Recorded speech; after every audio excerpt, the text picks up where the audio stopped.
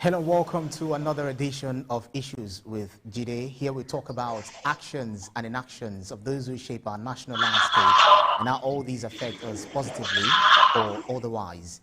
I'm Ibrahim Shita, your new host on Issues with Jide. Thank you so much for joining us. Today on the show, resident doctors go on strike over unfulfilled promises. This one big story that still has many Nigerians home and abroad talking. This has also got us talking on Issues with Jide, and we'll be examining all sides to this developing story as our first topic for discussion. And later on the show, PricewaterhouseCoopers tells Nigerian government to hand over refineries following 104.3 billion operating loss. Now I have joining me via Zoom the maestro himself, Babajide Otitoju. Thank you so much for joining us, Babajide. Thank you, and I'm happy to have you make your debut today, Ibrahim Shita. Absolutely, it's really an honor to be here with you. Thank you so much for having me. Now let's begin. Let's delve into the issues that Nigerians really want to hear your opinions on. The NARD, the NARD, National Association of Resident Doctors, President Dr. Uyilawa Okeyesui, listed their grievances as non-disbursement of medical residency training funds, poor working conditions in state and federal hospitals, irregular payment of salaries, and a paltry 5,000 naira monthly called hazard allowance, which was last reviewed in 1991. What's your reading of these old issues? I think that this strike by resident doctors would easily have been avoided had our government behaved in the right way. The pains that Nigerians who need Medicare at public health facilities are going through at this time, I will firmly place at the door of the Nigerian government. What has happened can be described as irresponsible. These doctors suspended their strike on April 10 this year. We've had more than 100 days to address their demands. We did make offers to them. We made promises to them. And we signed a memorandum of action which triggered the need for resident doctors to suspend the strike. Right. They were waiting for government to implement the memorandum of action that it got into without being forced, without a gun to the necks of the people in government. But what we have seen is a situation in which resident doctors have been treated as people, as worthless as a sweet wrap on the floor, people who do not really matter. But you and I know that these fellows matter a lot, especially at a time when we are going through a pandemic. Absolutely. Everyone knows that the COVID-19 Delta variants, which used to be known as the Indian variant, or the Indians complained that they were being stigmatized by the variants being called Indian variants. And then at this time, all hands ought to be on deck, because this is a particularly dangerous variant of the virus. But the people should be on the front line in our war against COVID-19. They have decided to go on strike. And I wouldn't blame them. I would rather blame government. Once you get into an agreement with labor, whether it is ASU or the umbrella body of workers in our country, which is the NLC, or even resident doctors, or even consultants, medical consultants who have also served a notice, by the way. They've also given a 21-day ultimatum. Then you must honor your word. If you fail to honor your word, then you are inviting a fresh industrial action. And that's what we have seen. Hazard allowance, government promised to increase the hazard allowance to 33% of the basic salary of doctors. That's fair enough. But up till now, that has not been implemented. Other demands that they made, that government promised to address immediately, have remained unaddressed. So I see the behavior of government as an act of provocation. This is the way I see that, and it is irresponsible to behave in this manner. Yeah, every soul that is lost as a result of this strike, don't go into negotiations with people without a desire to honor your word. This is what we have seen. Right, BKO, let me quickly butt in here. This year alone, just like you said, there have been two major strikes. Talk about April 1st and August 2nd, 2021. And this is coming, just like you said earlier on, that amid the Delta variant of the coronavirus, which has made inroad into the Nigerian health space. So on whose table would you say the buck stops? Because the federal government says the matter is for the state government to solve, while the state government says it is for the federal government to solve. So on whose table would you say the buck actually stops? The bulk of the demands being made, I can tell you that the federal government has to address. When you talk about irregular payment of salaries of doctors, I know that some states are guilty of that. We have what ASU described as proliferation of state universities. And these state universities also have teaching hospitals. Now, medical workers in some of these state hospitals, state teaching hospitals, are not being paid regularly. You cannot blame that on the federal government. But the issue of hazard allowance, for example, there's no way the federal government can say that it is not at fault. The issue of IPPIS, for example, they are saying let's have minimum enrollment of doctors into the IPPIS. You can't also blame the state governments for that.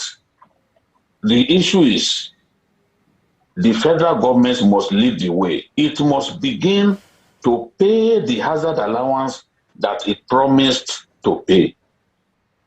They've already lost 19 of their colleagues to COVID-19. These guys were lost while trying to save the lives of our people.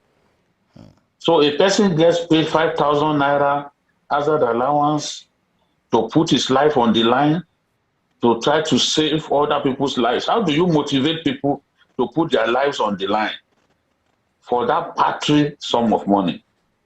And this is the reason we are unable to keep our doctors here, because the operating environment is too toxic for doctors. Some of the equipment that they need to do their work properly are non-existent. Yet in this same country, we had the great UCH, University College Hospital, where Saudi princes and some of their cousins in inverted commas in the UAE and Lebanon used to come and have their medical tourism many years ago. But we have regressed. Who still leaves his country to come and seek Medicare in UCH at this time? So we have really declined, and I think that a lot of these problems can be solved if we change our attitude, if the government begins to invest sufficiently in the health sector, increase the quantum of money that you set aside for health in the budget. Right. Just look at what we set aside for health in the budget every year. You know that we are not a serious nation. If we can do that, then we should be able to pay good wages to our medical practitioners. Then a lot of them who are running abroad would then feel like staying your here. point is actually made. You made a very fantastic point there. Let me quickly, before I say these, remind our audience that are watching us live on YouTube that you can begin sending your questions.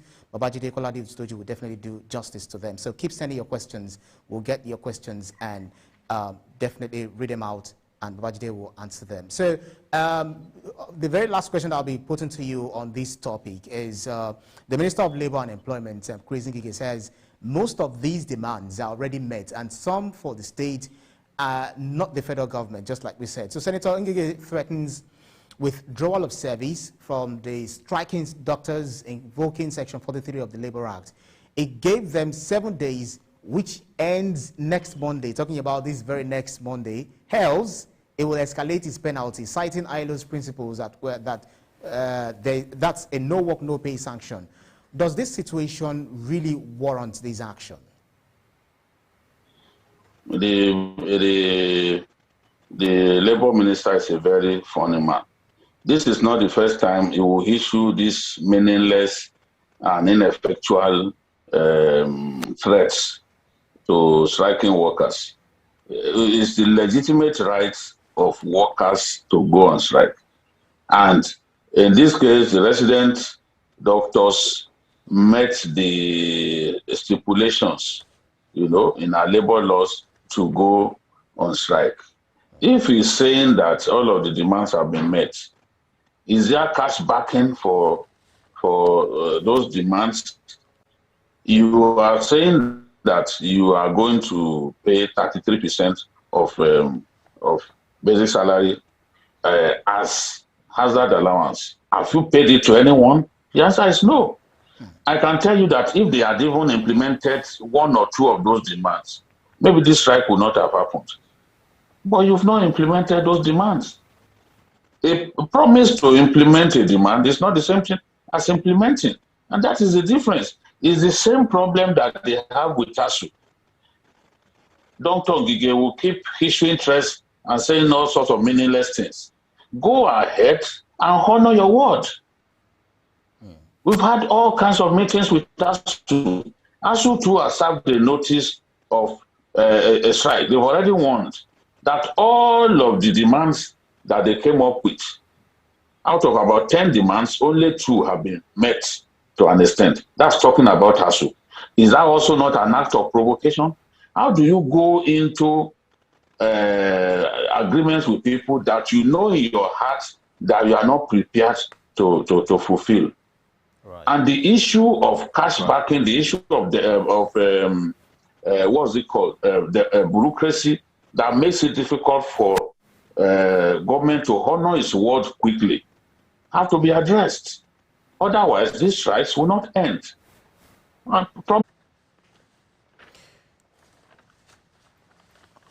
Babajide Otitoju, I think we lost you momentarily. While we're trying to get him back, let's ensure that we send our questions via the YouTube comment box rather. So we'll definitely take your questions as soon as they come in. And Babajide Otitoju will definitely answer them very well. BKO, as we fondly call him. BKO, do we have you there now? I can hear you. I can hear you clearly. BKO, if you can hear me, let's ensure that you're there before. Yes, I can hear you. I can hear you. Next line of thought, which is the issue of the latest report from the NNPC, talking about what they discovered recently. The report coming out from there, which is the 104.3 billion naira losses that they incurred of each year's February's. Babajide, are you there now?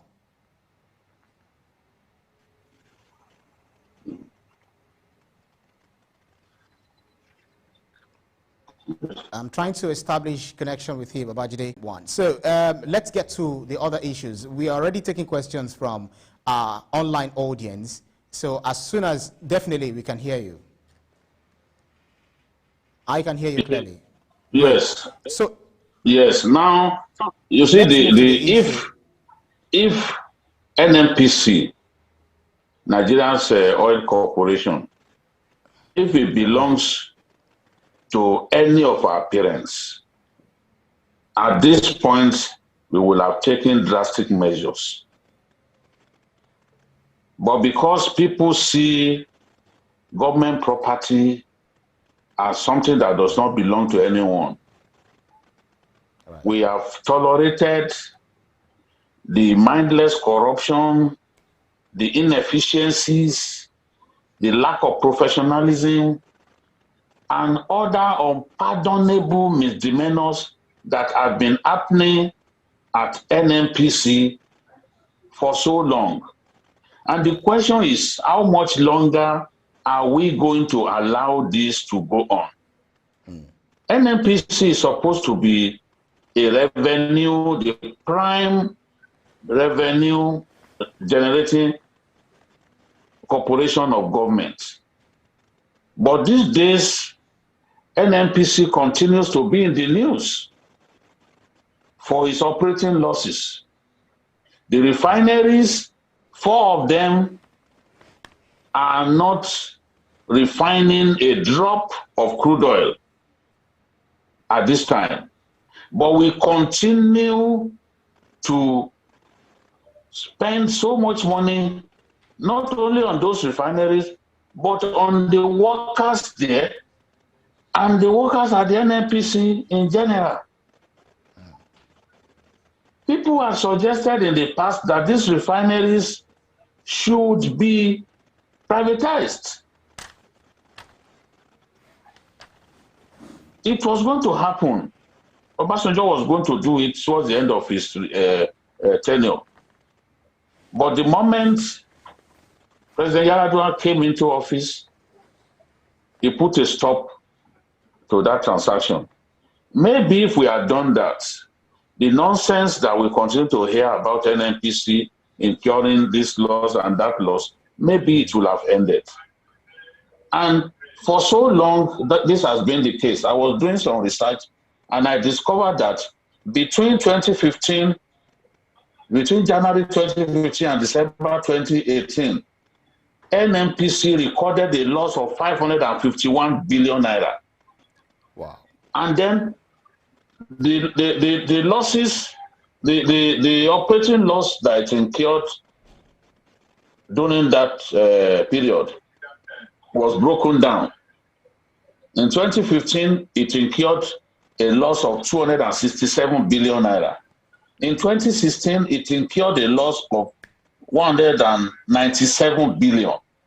In 2017, it incurred a loss of 82 billion. Then in 2018, between January and August, it incurred a loss of 5.4 billion. Now, compared to other national oil corporations in Africa, NNPC is clearly not performing. You can't even say underperforming. It's clearly not performing because it spends far more than the income it generates. So you have a situation in which its operating losses continue to rise, especially losses incurred by the refineries.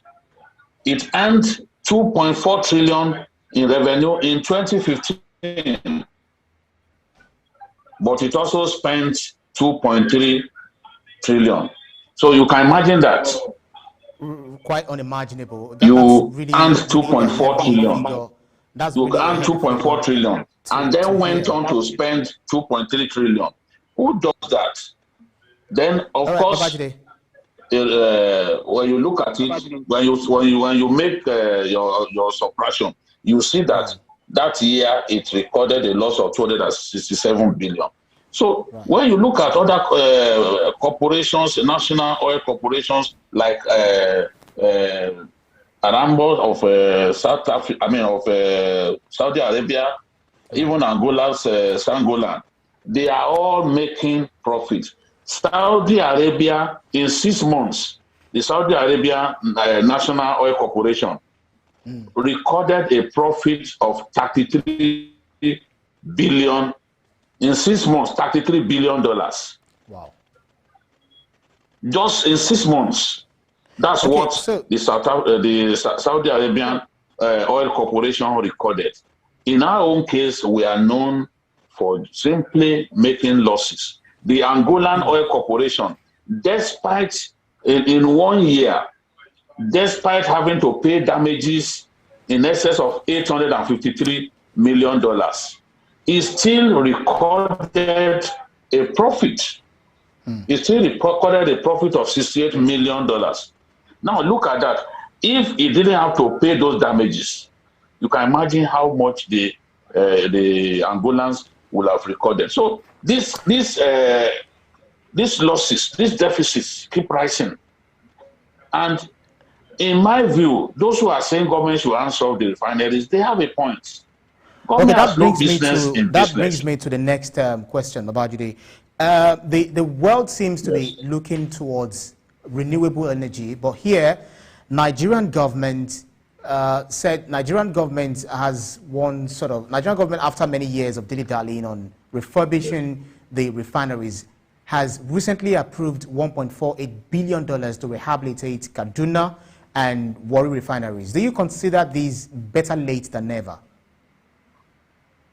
No, it's a waste of time and a waste of money. It's not a good decision to keep wasting public funds on those refineries. In 1 year, I remember in 1 year, Kaduna refinery refined 50 million liters. In 1 year, one whole year, 50 million liters. Now, the 50 million liters is not even up to what we consume in a day. So you mean for the whole of 1 year, one of our most modern refineries, Kaduna refinery, only refined 50 million, you heard me, 50 million liters. I'm not saying barrels, so 50 million liters, which is not enough to feed the Nigerian petrol consumer in 1 day. Not enough to feed our country in 1 day. And we have kept people there being paid at government expense. We are very nostalgic about these government properties. We don't want to get rid of them. We don't want to sell them off. But we continue to waste money on them. I can tell you all of these monies that they're talking about for turnaround maintenance will simply go down the drain. We will not achieve our aim. A lot of those refineries have been cannibalized many times, you know, that they are no longer, they are literally not useful to the Nigerian people anymore. But I still believe that if we let private individuals run them, we will have the same kind of win-win situation that we have with the liquefied natural gas company that continues to deliver billions of dollars to the government as operating profit, which the 3 tiers of government share every year. So that is an example of a public-private company, a company that is owned both by the government as well as private individuals. If we can try that with these refineries, these literally moribund refineries that are now looking like good-for-nothing refineries, then we will be able to at least stop this hemorrhage of our much-needed funds in the direction of refinery. Then talking about the other part of your question. 21 minutes into the world is moving away, and we'll soon be taking questions from the world is moving in the direction of you are watching Issues with Jide on TVC's YouTube channel. Thank you so much for joining us, everyone. So quickly, let me ask this question before I go to online questions, because we're receiving questions already, and I wanted to answer to give answers to this question very quickly. So with the recent passage of the PIB, a lot of Nigerians are quite optimistic about what it would achieve, but the coalition of northern groups rejected the Petroleum Industry Bill because they believe that intended consequences against the North. Does that appear to you as a setback for this much-awaited legislation, so as to put paid to all of these issues once and for all?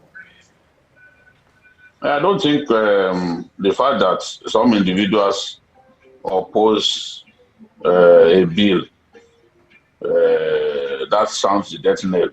No, they are just a few individuals, and that's their opinion.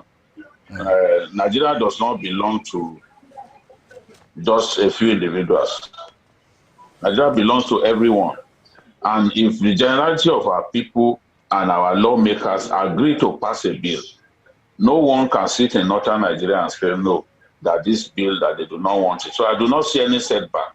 I believe that when the lawmakers come back from their vacation, some of the gray areas, some of the areas of discontent will be addressed, and the bill will then be forwarded to Mr. President for his assent. So we need the PIB, we need it urgently, we need it to help us cause reform to happen in that sector. That makes sense. So let's go to our online audience who are eager to hear our opinion based on what they are thinking. So we are getting into their minds as well. They want to know what you're also thinking in line of their questions. Remember your questions to the YouTube box, the comment section. Put your questions there. We'll definitely take them. Remember, you're watching Issues with Jide on TVC's YouTube channel. And we'll say thank you so much for being there with us at this time. So let's take the first question. Tolu Justus Ewajane. It says, good evening, Oga BKO. My question is, we always say labor should be patriotic, especially when they go on strike. Do you think politicians are showing enough example of patriotism? That's a question for you, BKO. Largely, in the way they behave, I do not see so much patriotism. Politicians are extremely selfish. They think about themselves all the time. All the time. If he's not thinking about himself, then he's thinking about his constituents or his immediate family. So politicians shouldn't come here and be telling us about patriotism. They have to show it. Look at people opting to suspend their strike because you made promises to them. Promises that you knew in your heart you would not fulfill. And then when they go on strike, people will call them names, people will be angry with them. But the politicians cause this kind of situation. And by even their constant behavior of trying to divide us, use divide and rule to divide us as a people, I do not see them as patriotic people. They are very similar in their conduct. That's why I said the other day that the average Nigerian politician shares the same corporate anointing with fellow politicians. They are just very similar in their ways, extremely self-regarding and selfish people. Right, that's the question. So let me take the next question from Mohammed Tahir Yahaya. He wants to know, he says, how exactly do they usually organize the meeting and the agenda that always lead to unfulfilled promises? Yes, you can't blame doctors, you can't blame people who go on strike, because if the situation in the country was fine, there will be no need for these strikes. And I want you to know that even in advanced democracies, people still go on strike. You know, in France the other day, people blocked the roads because of increase in fuel prices. Right. So people will go on strike.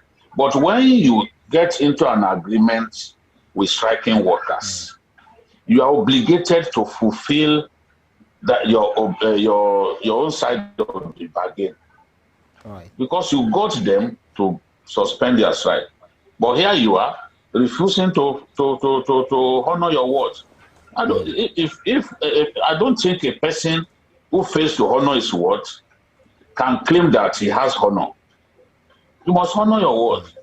Because next time when they sit with you, they will not see you as somebody to be taken seriously. If you have a history of not honoring your word, people won't want to have anything to do with you. So these demands are there. The ones that you can fulfill, tell them that these ones I can fulfill.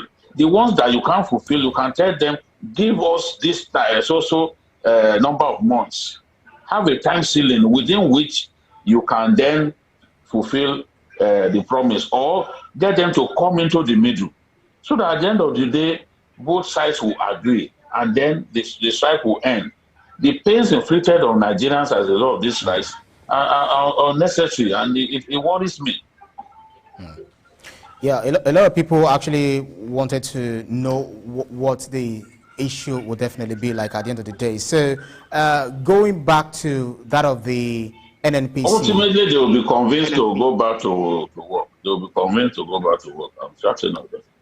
Right. Going back to the issue of the NNPC, I wanted to quickly share your opinion on the fact that it is known that Nigeria is largely a service-driven economy.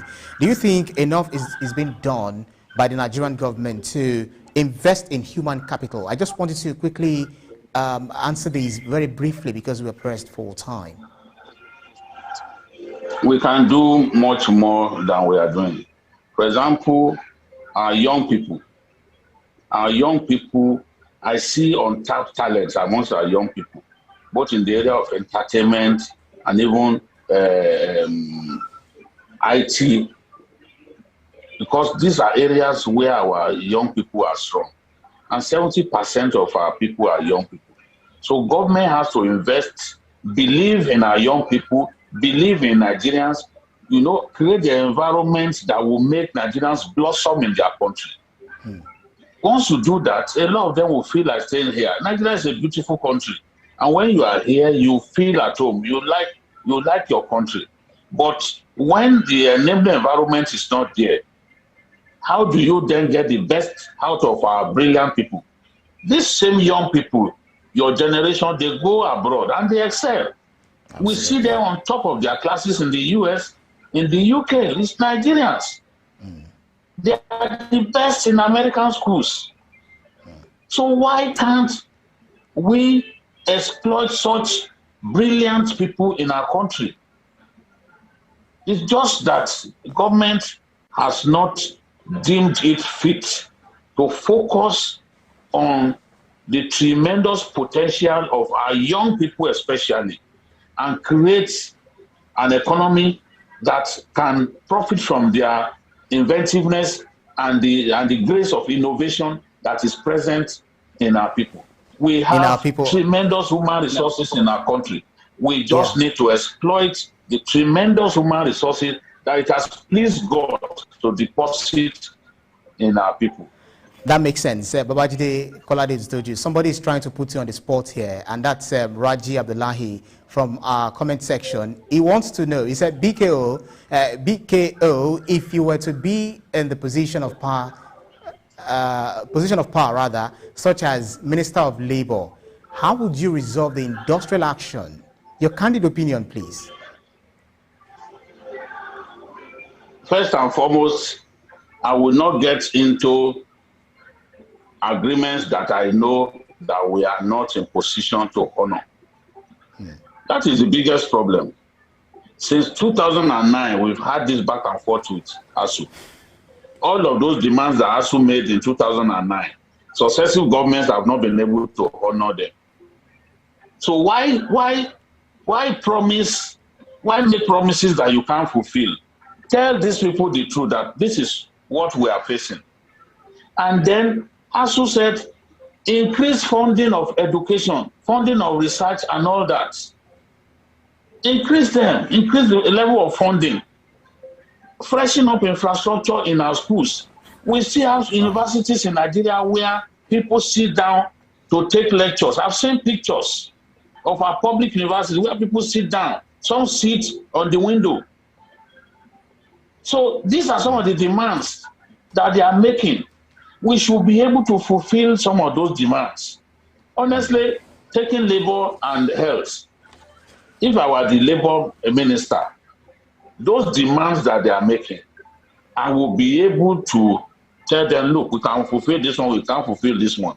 The one that I know that are difficult, I will walk up to the president and say, Mr. President, please let us do this for this category of workers. If I'm unable to achieve that consistently, I'm unable to make these people happy, I make promises to them that we are unable to fulfill, then I will quit my job. It's not by force. In other countries, by now, the health minister will have resigned. The health minister will have resigned elsewhere. But in Nigeria, we don't resign. We don't resign. Even when we are manifest failures, we remain there. That's spot on. That's spot on. Babajide Otitoju. That's all the questions we have for today. Remember to most definitely let us thank those who have sent us messages on our YouTube channel, Tolu, Raji, and Mohammed, and a host of others who have joined us from the beginning and also joining. Remember, you can also watch this again on our platform, TVC News YouTube channel. Remember to subscribe. And that's our show today. Thank you so much, Babajide Otitoju, for sharing that insight with us. See you same time next week for another mind-blowing episode of Issues with Jide. Don't forget to subscribe again to our YouTube channel. Remember to click on the notification bell for the latest information. So, my name is Ibrahim Shita. We say thank you too for joining us, everyone. Bye now. Thank you, Brian.